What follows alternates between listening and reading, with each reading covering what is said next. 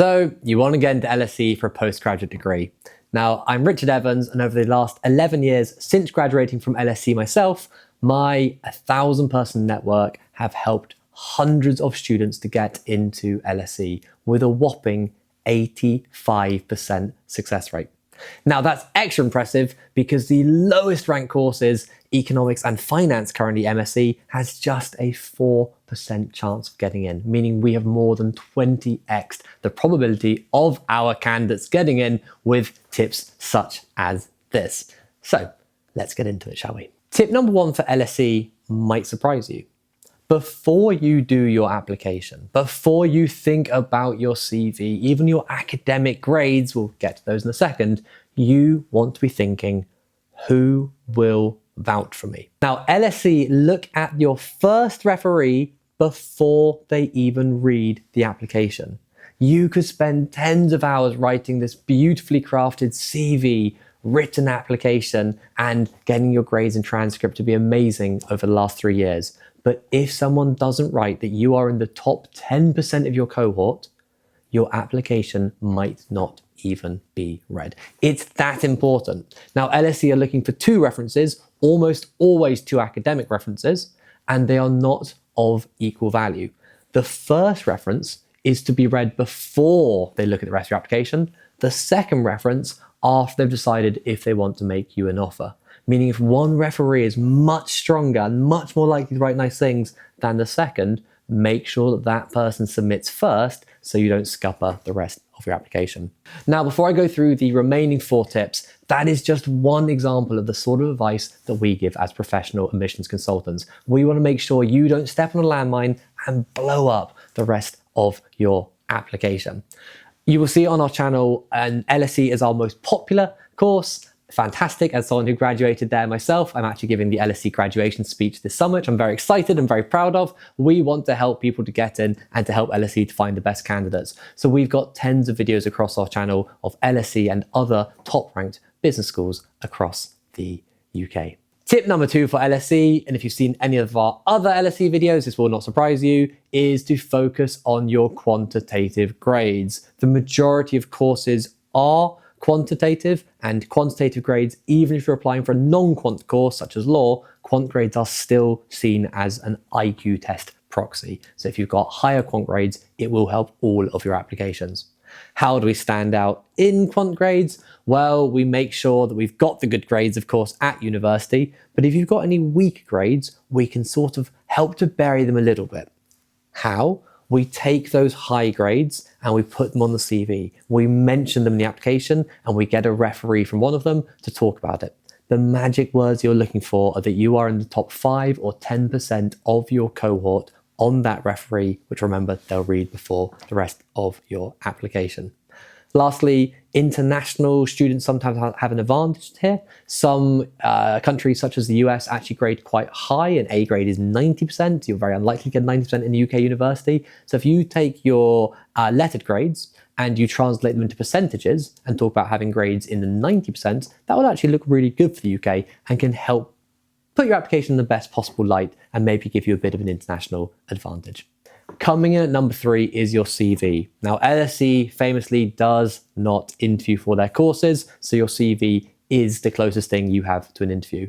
There is a way to do an academic CV. Look at one of our guides, or else the Imperial guide has just come out for how to do a CV for professional and postgraduate qualifications. It's fantastic. Check that out and use those tips and that format. But you're going to be talking about work experience and positions of responsibility. Because you're unlikely to have a lot of experience at the postgraduate level, some of you might be looking at this video while still on your undergraduate, I recommend separating out any work experience that you might have and internships, paid if you have them, from positions of responsibility, any charity work you've done, maybe university societies, or maybe you've been fortunate enough to work in, say, a family business. Having this distinction allows you to get even more experience into your CV in a way that's really clear and easy for them to understand. So think about the format of your CV. All the common tips apply, no more than 4 bullet points per experience, starting with action verbs. I led on this project. I grew this by over 200%, and also brand names. Who did you work with? What was really impressive about what you achieved? Make sure you sell yourself on every line of your CV. Coming in at number 4 is pick your desk. It's not enough for LSE to just say what sort of industry you want to move in. Talk about the specific job that you are going to have. If you can be a doctor, what's your specialism? If you're going to be a banker, what desk, what area of the world are you going to work in? What currencies are you going to work with? If you don't know the answer to these questions, make sure you go and find the answers and put them in your application. Now, LSE says it doesn't want to hear too much about your career plan, but we still recommend you put it in because those who have a plan for the next 5 years come across as much more thorough, much more thoughtful, better researched, and ultimately smarter and more likely to succeed. So it's a nice little angle to get you in. But LSE will want the 80% rule, and that's our next tip. 80% of your application should be academic. LSE want to know that you really understand what this subject is like at an academic level, not just what the real world or businesses or think tanks are doing with this information, but they want to know that you want to study it, that you want to live it for the next year of your life. So you should be mentioning at least 3 academic papers, not even just textbooks or reports, but papers, ideally potentially those read and written by LSE academics themselves. So my top tip here is look at your electives, find one you're interested in, find the professor on that course, find their research, read the abstract, and analyze what they are doing and how their current research applies to your interests potentially in your career thereafter. Of course, it's also fine to say that your career is going to be in academia and you intend to do maybe a PhD or hope to join a university afterwards. LSE quite like that as well. My last tip is to use the motivation trifecta. Now, I invented this over the last few years, helping hundreds of students to apply to LSE with an over 85% success rate. The motivation trifecta takes your past experiences, pretty much everyone knows to include those in an application, your future plans, what you're going to do with this degree, not everyone mentions that in a very specific way, and lastly, hold them together. What is it about this university course that bridges the gap from what you are already good at to who you are going to become? It's not just about you being good for this course, it's about this course being good for you and giving you the specific skills and opportunities to thrive.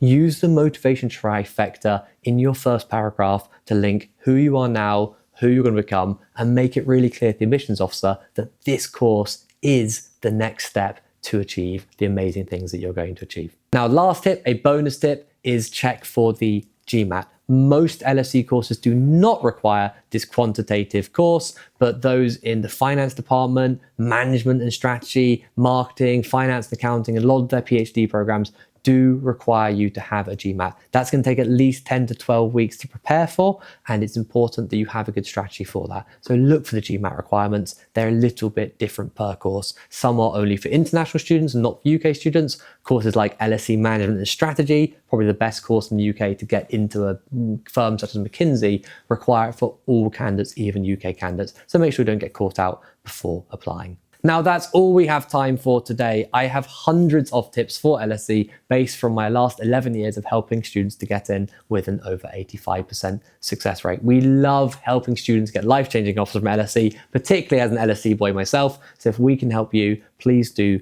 reach out to us. Use the information in the description below and at the end of this video. Lastly, if you have any questions, any comments, we'd love to know what courses are you applying to? What's your application strategy? Did any of these surprise you? Have you got any tips for us? Let us know. I try and get back to all the comments that I can in good time, and we would love to hear from you. Best of luck in your application.